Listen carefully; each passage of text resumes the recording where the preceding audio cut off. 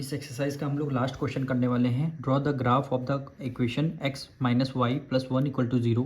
Second equation है 3x plus 2y minus 12 equal to 0। दो equation आपको गिवन है।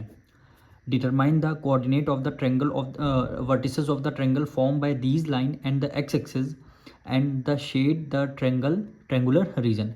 कहने मतलब है दो इक्वेशन आपको गिवन है, दो सॉल्यूशन आपको निकालने हैं। जब दोनों सॉल्यूशन आ जाएंगे तो उसको सॉल्यूशन को क्या करना है, ग्राफ में आपको पुट करना है। जब ग्राफ पुट करेंगे तो उसमें ट्रायंगल का शेप बन के आएगा। उस ट्रायंगल को आपको क्या करना है, ड्रॉ मतलब कि शेड कर देना है।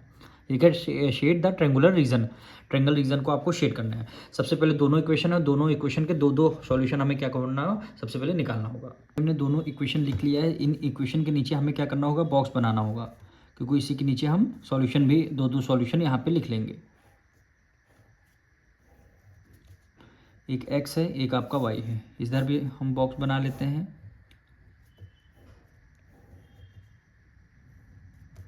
एक x हो गया, एक y हो गया। ठीक, सबसे पहले हमें क्या करना है, 1 इधर है प्लस में, तो इसको अपोजिट साइड लेके आएंगे, किसमें, माइनस में हो जाएगा। तो लिख देंगे x minus y equal to 1 इधर प्लस में, उधर किस में आ जाएगा, माइनस में हो जाएगा। अब हमें क्या करना है, x की वैल्यू हम 0 रख देते हैं।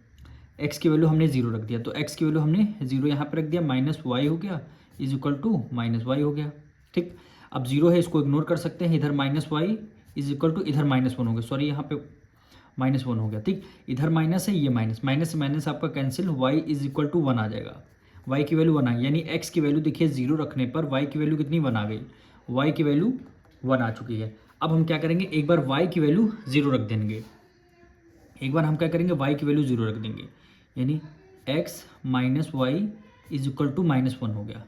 ठीक, y की वैल्यू इस बार क्या रख देंगे, हम 0 रख देंगे, तो यहाँ पे रख देते हैं y की वैल्यू 0 हो गई, और x को एज इट इज़ हो गया इज इक्वल टू -1।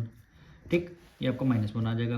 तो 0 है भाई, इग्नोर कर सकते हैं, यानी x की वैल्यू कितनी आ जाएगी हमारी, -1 आ जाएगी, क्योंकि ये तो -0 है, इसको हमने इग्नोर कर दिया, x एज इट इज लिख दिया, -1 आ गया, यानी x की वैल्यू कितनी आ गई, -1, यानी x की वैल्यू -1 आ गई। फर्स्ट इक्वेशन के दो सॉल्यूशन हमारे निकल के आ गए। अब हमें क्या करें, सेकंड इक्वेशन के दो सॉल्यूशन हमें निकालने हैं। इसमें भी सेम एज इट इज़ करेंगे, x की वैल्यू हमें 0 पुट करनी है, तो इसको लिख लेते हैं सबसे पहले, 3x plus 2y is equal to 12, इधर माइनस में, इक्वल टू को उस तरफ जाएगा, ये आपका प्लस में आ जाएगा। इस बार हमने x की वैल्यू 0 रखनी है, तो हमने 3x की वैल्यू 0 कर दिया, plus 2y is equal to 12 आ गया। 3 की मल्टीप्लाई 0 करेंगे, आपका 3 हो जाएगा, सॉरी 0 होगा, 2y इज इक्वल टू 12 हो गया। ठीक, 2 इधर है, डिवाइड में, इक्वल टू को इस तरफ आ जाएगा, डिवाइड में आ जाएगा, 12 डिवाइडेड बाई 2 हो जाएगा, यानी y की वैल्यू कितनी आ जाएगी, 6 आ जाएगी, यानी y की वैल्यू 6 आ चुकी है। अब हमें क्या करना है, सेकंड सॉल्यूशन निकालना है। इस बार हम y की वैल्यू 0 रख के देखते हैं। इक्वेशन क्या है, 3x plus 2y is equal to 12 आ गया, यानी y की वैल्यू 0 रखनी है, यानी प्लस 2, y की वैल्यू हमने 0 रख दिया, इज इक्वल टू 12 हो गया, ये आपका 3x हो गया। ठीक, y 2 की मल्टीप्लाई 0 करेंगे, आपका ये 0 आ जाएगा, प्लस 3x इक्वल टू ये आपका 12 आ गया। ठीक, अब 0 प्लस में इसको इग्नोर कर दीजिए, 3x एज इट इज आप आ जाएगा, इक्वल टू 12 आ जाएगा, यानी x इक्वल टू 12, 3 इधर मल्टीप्लाई में, इधर आ जाएगा डिवाइड में, यानी 3 × 3, 3 4 × 12, यानी x की वैल्यू कितनी, 4 आ गई। तो x की वैल्यू कितनी आ गई, 4 आ गई। दोनों इक्वेशन के दो सॉल्यूशन हमारे आ चुके हैं। अब हमें क्या करना है, ग्राफ में इसकी वैल्यू को पुट करना है।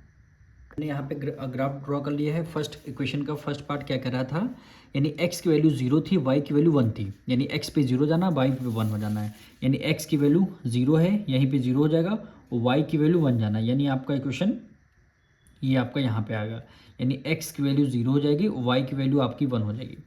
फिर सेकंड क्या बोल रहा है, x की वैल्यू -1, y की वैल्यू 0, यानी x की वैल्यू, x पे -1 जाना है केवल, x पे क्या है जाना, -1 जाना है, y पे तो आपका 0 है ही है, तो यहाँ पे लिखेंगे x पे आपका -1 है, y की वैल्यू क्या हो जाएगी, 0 हो जाएगी। ये दोनों फर्स्ट इक्वेशन के दो हमारे कोऑर्डिनेट मिल गए।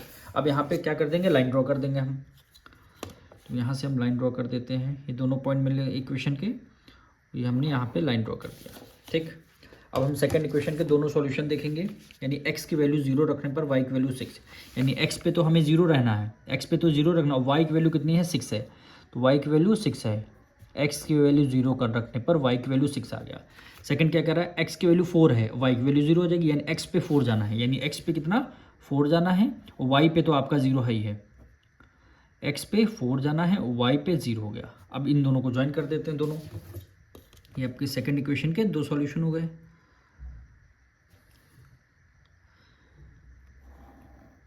ये हमने यहाँ पे ड्रॉ कर दिए, ठीक। अब देखिए यहाँ पे ट्रेंगल कहाँ पे बन के आ रहा है, ये देखिए ट्रेंगल नेमिंग कर देते हैं इसके, ये ए पॉइंट हुआ आपका, और ये वाला पॉइंट आपका बी हो जाएगा, यहाँ पे हम कर देते हैं ये आपका बी पॉइंट हो जाएगा, ठीक, और ये वाला पॉइंट आपका सी हो जाएगा। ये देखिए ट्रेंगल ए बी सी बन के आ रहा। अब क्वेश्चन में ये बोला गया था आपको इनके कोऑर्डिनेट जो है डिटरमाइन करने हैं, सी के कोऑर्डिनेट लिखे हुए हैं, बी के कोऑर्डिनेट लिखे हैं, अब हमें ए के कोऑर्डिनेट आपको लिखना है।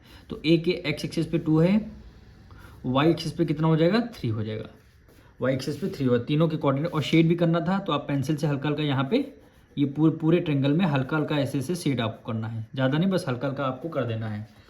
फिर हमें क्या करना है, कोऑर्डिनेट यहाँ पे लिख देते हैं, कोऑर्डिनेट ऑफ ए,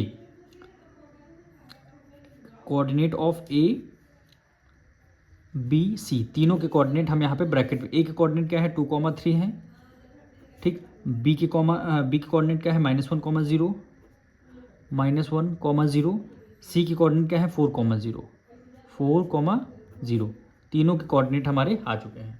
यही आपका यहाँ से क्वेश्चन नंबर आपका कंप्लीट होता है।